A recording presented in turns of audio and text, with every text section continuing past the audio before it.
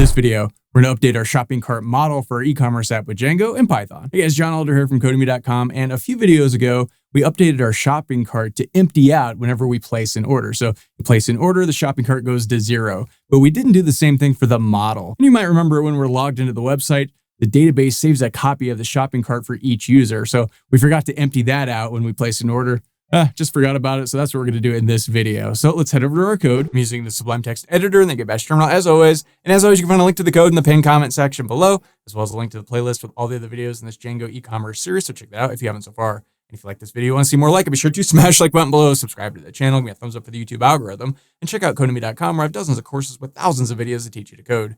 Use coupon code YouTube50 to get 50% off lifetime membership. It's all my courses, videos, and books for a one-time fee, which is insanely cheap. Okay, just to sort of refresh our memory here, if we go to the website, we are definitely logged in here, and you see we have 3 items in our cart. Now, if we go to check out, we can continue to billing.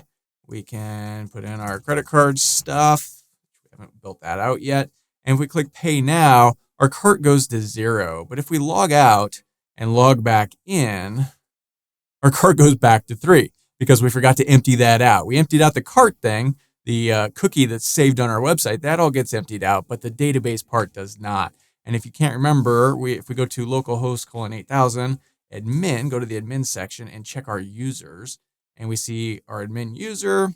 If we come down here in our profile model, we have this old cart field, and this is where it's keeping track of that cart. So you can see there are 1, 2, 3 items in our shopping cart, 2 of this one of this one, and 1 of this one.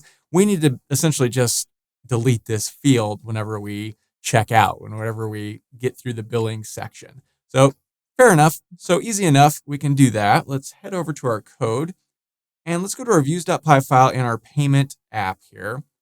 And let's come down here to process order.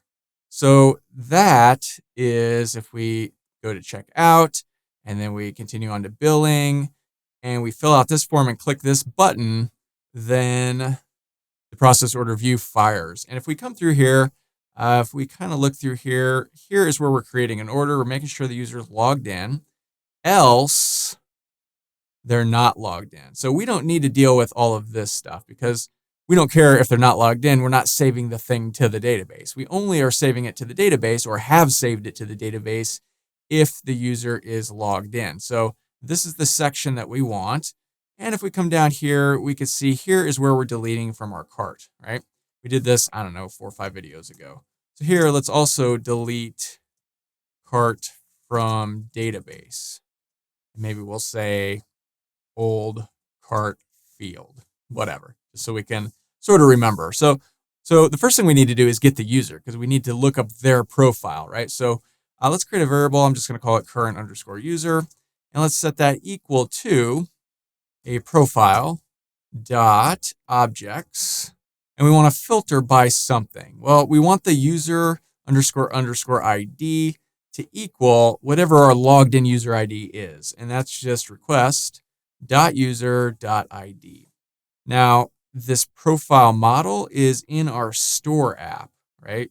So if we go to our store app down here and look at our models.py file, that's right here, right? So I don't think we're accessing this in this view. So let's come up here to the top and see store.models. We're bringing in the product, but we're not bringing in the profile. So we need to import that as well. So profile, because we called that profile in our models.py file of our store app. So, okay, that looks good. Go ahead and save that. Now, let's see, come back down here. Here we go. So we've got the current user. Now let's delete shopping cart in database, old cart field, right? So how do we do that?